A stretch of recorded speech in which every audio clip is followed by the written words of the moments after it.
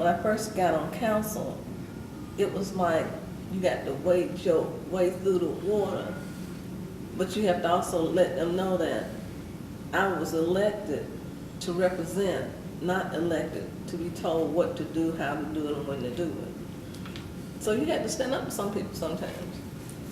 I can remember That's never been a problem for you, though. No. I remember a mayor telling me one time that I was asking too many questions, and they were used to getting out of the night meetings in an hour, and I said, well, if I can get my questions answered in an hour, we can go. Who was that mayor? I'd rather not say. Oh, come on. I think the best part that's being on council is you know about things that's happening in the community. You're a part of it. Sometimes a big part. Yeah, and sometimes a little part. But you're a part, and sometimes you know things before other people know. And often it can be something you wish would happen in your community. And then when it does happen, you wait until it becomes public, and it makes you feel like you really haven't met your mark. You feel like you have what I want to say. You feel like you've done what you were put here to do for the city. So the city comes ahead of the district in your decision-making. Why? It all depends on what the decision making is on. If it's something that's affecting my district comes first. But if it's something that's affecting the whole community, I look at that too. And there are sometimes there are some things that happen in my district that will have an impact on the whole community. I think it's changed a lot. There's still some problems that we have that we don't talk about, but then there are problems that we do have that we do talk about. I know race relations used to would not dare talk about race relations, and now I don't think people hesitate from talking about it if they feel like it's an issue. What are some of the problems that we don't talk about? I don't think we talk enough about the have-nots. There's still areas of Columbus that need redeveloping. And a lot of your housing areas, you have people living in homes that they shouldn't be living in. They're rental properties, and you got slumlords, and nothing is done about it. I tried to make sure we kept it as a focal point. Sometimes I think if you don't keep demolitions in the forefront, that it will be forgotten. But as long as I'm living, and as long as I'm on city council and I can speak, whether I'm on council or not, I won't let it die. Because I think we owe it to not only ourselves, but our God, but to the people, to make sure things in Columbus are the best they can be. It's just been something that's been with me all my life that I can think of. My primary emphasis when I first got on council was trying to be a voice for the people who didn't have a voice. And I think that has been part of it. And I think if you really, you can walk by someplace and see somebody in a poor condition and say they need help. But if you don't go help them, who will? If not me, who? I think we have a crime problem everywhere. And to say, how can we solve it? I don't have a clue. Every time you pick up the paper and you see somebody has killed somebody else, and it's the same race, it's not a racial issue all the time. You have black on black crime. And we're talking about young people. And if you ask every one of those individuals who did the killing, they really couldn't give you a good answer as to why they did it.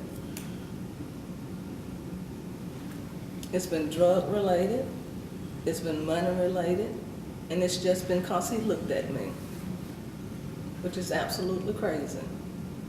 I have said that over and over again. Explain.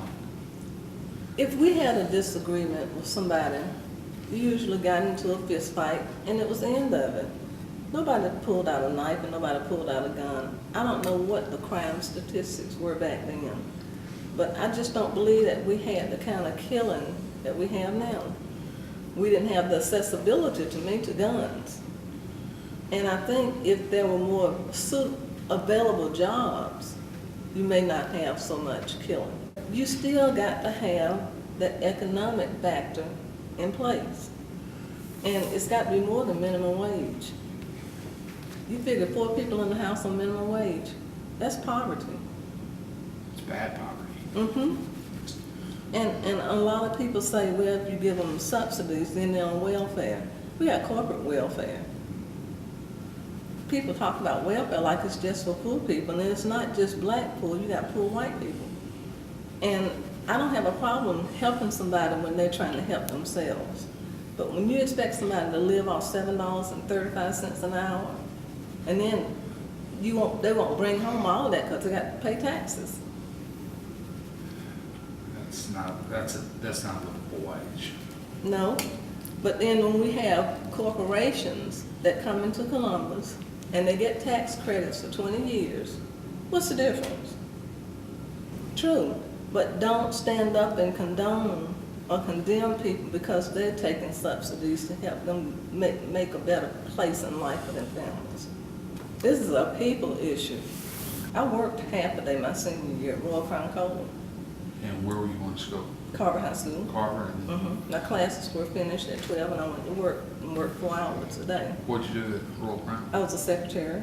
I thought I wanted to be a professional secretary of my life, and I soon learned that's not what I wanted to do. But they had the distributed education program back then too, where people it was one program where people worked on woodwork, made cabinets and stuff like that. So career training. Right. I mean, basically job skill stuff. Right, and when I first got on Columbus Tech Board, they didn't have relationships with the schools, having programs in the schools, and that was one of the things we started back, because I knew it had been there. It was there when you were there, right? But see, now you can go to Columbus Tech and learn how to make cabinets. And they have a program, I think, at least they did have a program with Carver, I think it was with Carver, one of the high schools. Jordan, I think, has. Jordan has a. Because it was something I promised my mom. I always told my mother I would finish college. And she held you to that? No, I held myself to it. Well, it's a combination of several factors. You have the property tax freeze, you have the millage cap, and that's the bucket of money that you have to spend unless you have new construction coming in, or unless somebody moves out of their house into another house, then the taxes stay the same. Sales tax, those are up and down. We have good months and we have bad months. And I mean, you never know how much people are gonna spend. No. But when you look at the budget, you have to budget out. A budget is a projection. And you never want to expend the full amount you're projecting that you're gonna receive, because if you do, you're gonna be in a hurt when you don't receive as much. And I think one of the things people often say, well, you got this pot of money over here for this, and you got this pot of money over there for that. Why don't you give it to the employees for salaries increases? If I could, I would. But by law, there are certain pockets of money that has to be set aside for, say, roads, your sewage fund. You can't use that money to pay general government salaries or public safety salaries. It's probably going to be about the same, because we have to continuously, it's not like we have an overflowing pot of money at the end now like we used to. Yeah. You have to look at each year as each year, and each projection as each projection. We have to look at what we're doing and whether or not it's working, and if it's not working, why keep doing it? Do something else that will work. I mean, you're going to always have some people that just think that this department should get whatever they want regardless of what else happens. That's a given. But I think for the most part, at least, and I can only talk about the council members I work with, I think they're all open to what is going on in the government, what we need to look at, what we need to cut, what we don't need to cut. And I'm not going to say that you will have all of us agree at the same time. I guess if I could change one thing, it would be still the way we look at people in terms of color, status, and relationships. If we could treat everybody the way we're supposed to, from a Christian standpoint. You know, when I look at you, I don't see you as a white male. I see you as a friend. And if everybody could look at each other like that without looking at, don't look at me because I'm black. I've been black all my life. I'm not going to change. But look at me as a human being, as a person that wants good for everybody. I think my biggest accomplishment, when I first ran for office, I promised my constituents that I would not impose a tax increase on them without talking about it with them first. And I've been able to keep that promise ever since I've been down here. And I think my other big accomplishment is I have not voted on something and could not explain to somebody why I voted. And I've always been one of those people, if I tell you I'm gonna vote, support you on something, if I can't continue that support, I'll call you and let you know before it's time for me to vote. I won't get in council and vote differently than what I told you. Why do you do it? Why do you do it that way? I just believe in being honest with people. And upfront. I'd like to be very honest and upfront.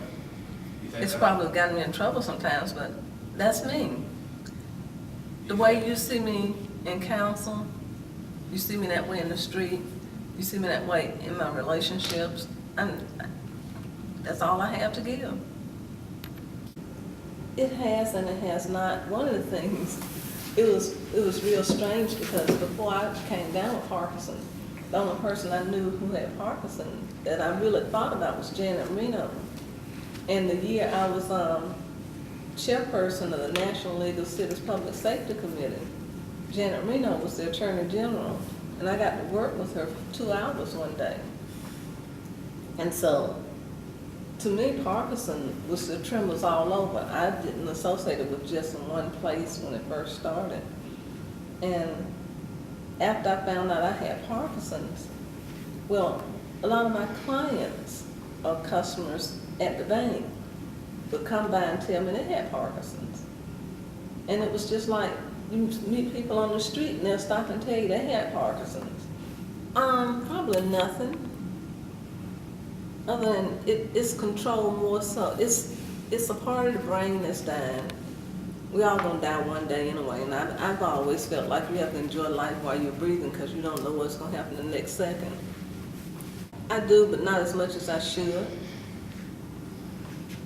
I guess I'm a firm believer that I have Parkinson's, but it doesn't have me. You can dwell on whatever disability you may have and let that control your actions, or you can do something and you control it. And you've chosen to take control of it. Right. I figure I have Parkinson's for a reason. And whatever that reason, the Lord allowed me to have Parkinson's. He also has allowed me to go out and do work in His name. No, I don't think stepping away from council will make my Parkinson any better. Council doesn't bother me. The stress I had working in a bank was totally different from the kind of stress I have in politics, and I guess because it's been a part of me for so long. So the politics is not as stressful as the No. day-to-day jobs work? No, Is that because of the way you do it? I think so. Oh, let's not put a number on it because you might hold me to it. We won't even say a number. Till the Lord gets me to stop. He'll stop me when it's necessary. I hope they say that I've done good towards the community. I have people, little old ladies call me and they say, baby, you're not my counselor. I don't live in your district. I'm white, but I'd like to hear what you have to say. You think that's because you say what you don't really try to sugarcoat things, you kind of say the way you see things? I just try to be honest. You're a politician. That's not a bad thing. I'm a politician, but I'm also a human being. And one of the things I try to tell people, you can't put all politicians in the same bucket. You're going to have good ones and you're going to have bad ones. And it's just like people. You're going to have good people, you're going to have bad people.